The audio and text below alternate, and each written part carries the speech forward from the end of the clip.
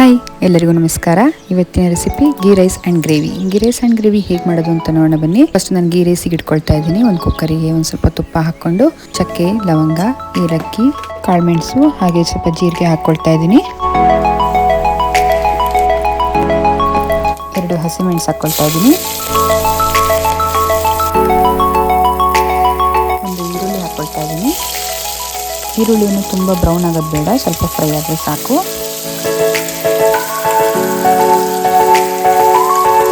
ಅರ್ಧ ಸ್ಪೂನ್ ಶುಂಠಿ ಬೆಳ್ಳುಳ್ಳಿ ಪೇಸ್ಟ್ ಹಾಕ್ಕೊಳ್ತಾ ಇದ್ದೀನಿ.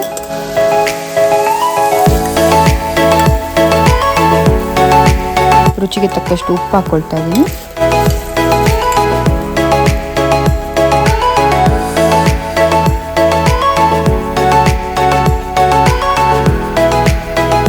ಈರುಳ್ಳಿ ಇಷ್ಟು ಫ್ರೈ ಆದರೆ ಸಾಕು. ಈಗ ನಾನು ನೆನೆಸಿಟ್ಕೊಂಡಿರೋಂಥ ಅಕ್ಕಿ ಹಾಕ್ಕೊಳ್ತಾ ಇದ್ದೀನಿ. 1 ಕಪ್ ಅಕ್ಕಿ ತೊಗೊಂಡಿದ್ದೀನಿ. ಈ ರೈಸ್ನು ಒಂದು 2 ರಿಂದ 3 ನಿಮಿಷ ತುಪ್ಪದಲ್ಲಿ ಫ್ರೈ ಮಾಡ್ಕೋಬೇಕು. ಆವಾಗ ತುಂಬ ಚೆನ್ನಾಗಿರುತ್ತೆ ಗೀ ರೈಸಿಗೆ ಟೇಸ್ಟು.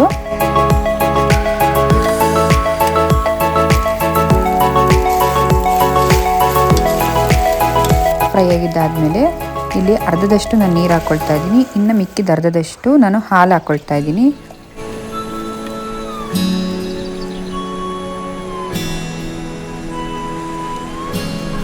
ಇದು ಒಂದು ಕುದಿ ಬಂದ ಮೇಲೆ ಕುಕ್ಕರ್ ಮುಚ್ಚಳ ಮುಚ್ಚಿ ಒಂದೇ ಒಂದು ವಿಷಲ್ ಬರ್ಸ್ಕೊಳ್ತಾ ಇದ್ದೀನಿ. ಕುಕ್ಕರ್ ಕೂಗೋ ಅಷ್ಟೊತ್ತಿಗೆ ಗ್ರೇವಿ ರೆಡಿ ಮಾಡ್ಕೊಳ್ಳೋಣ. ಒಂದು ಬಾಣಲಿಗೆ ಎಣ್ಣೆ ಹಾಕ್ಕೊಳ್ತಾ ಇದ್ದೀನಿ. ಎಣ್ಣೆ ಕಾದ ನಂತರ ಸ್ವಲ್ಪ ಜೀರಿಗೆ, ಸ್ವಲ್ಪ ಕಾಳುಮೆಣಸು, 2 ಲವಂಗ, 1 ಏಲಕ್ಕಿ, ಸ್ವಲ್ಪ ಚಕ್ಕೆ, 1 ಈರುಳ್ಳಿ, ಬೆಳ್ಳುಳ್ಳಿ, ಗೋಡಂಬಿ, ಕಡಲೆಕಾಯಿ ಬೀಜ ಹಾಕ್ಕೊಂಡು ಸ್ವಲ್ಪ ಫ್ರೈ ಮಾಡ್ಕೊಳ್ತಾ ಇದ್ದೀನಿ. ಈರುಳ್ಳಿ ಫ್ರೈ ಆಗಬೇಕಾದ್ರೆ ರುಚಿಗೆ ತಕ್ಕಷ್ಟು ಉಪ್ಪು ಹಾಕ್ಕೊಳ್ತಾ ಇದ್ದೀನಿ.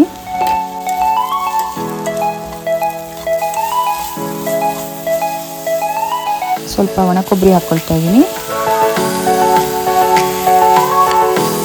ಈರುಳ್ಳಿ ಪಿಂಕ್ ಕಲರ್ ಬಂದಮೇಲೆ ಈಗ 2 ಟೊಮೆಟೊ ಹಾಕ್ಕೊಂಡು ಫ್ರೈ ಮಾಡ್ಕೊಳ್ತಾ ಇದ್ದೀನಿ.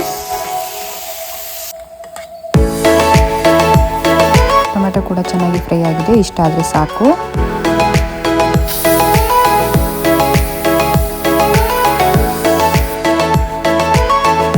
ಗ್ರೇವಿಗೆ ಫ್ರೈ ಮಾಡ್ಕೊಂಡಿದ್ದು ತಣ್ಣಗಾದ್ಮೇಲೆ ಅದನ್ನು ಮಿಕ್ಸಿ ಜಾರಿಗೆ ಹಾಕ್ಕೊಂಡು ನುಣ್ಣಗೆ ರುಬ್ಕೊಳ್ತಾ ಇದ್ದೀನಿ.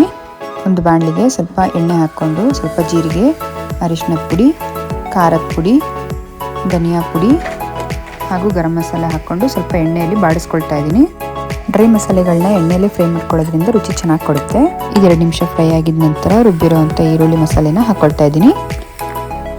ಈ ಮಸಾಲೆ ಚೆನ್ನಾಗಿ ಕುದಿಬೇಕು. ಎಷ್ಟು ಚೆನ್ನಾಗಿ ಕುದಿಯುತ್ತೋ ಅಷ್ಟು ರುಚಿ ಚೆನ್ನಾಗಿ ಬರುತ್ತೆ. ನಮಗೆ ಗ್ರೇವಿ ಕನ್ಸಿಸ್ಟೆನ್ಸಿ ಎಷ್ಟು ಬೇಕೋ ಅಷ್ಟು ನೋಡಿಕೊಂಡು ನೀರು ಹಾಕ್ಕೊಂಡು ಕುದಿಯೋಕ್ಕೆ ಬಿಡ್ತಿದ್ದೀನಿ. ಸ್ವಲ್ಪ ಸಕ್ಕರೆ ಹಾಕ್ಕೊಳ್ತಾ ಇದ್ದೀನಿ. ನಾವು ಅವಾಗಲೇ ಈರುಳ್ಳಿ ಬೇಯಿಸ್ಬೇಕಾದ್ರೆ ಉಪ್ಪು ಹಾಕ್ಕೊಂಡಿದ್ದೀವಿ. ಅಕಸ್ಮಾತ್ ಉಪ್ಪು ಏನಾರ ಕಡಿಮೆ ಆಗಿತ್ತು ಅಂದರೆ ಈ ಟೈಮಲ್ಲಿ ಉಪ್ಪು ಹಾಕ್ಕೋಬೋದು.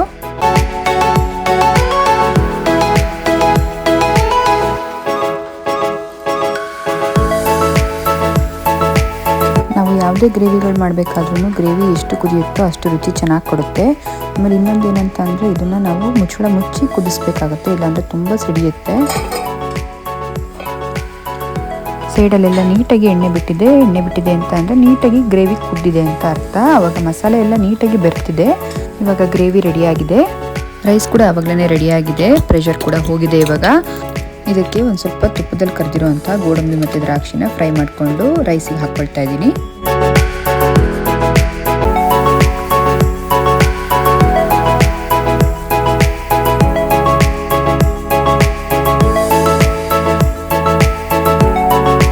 ಇವಾಗ ಗೀ ರೈಸ್ ಕೂಡ ರೆಡಿಯಾಗಿದೆ.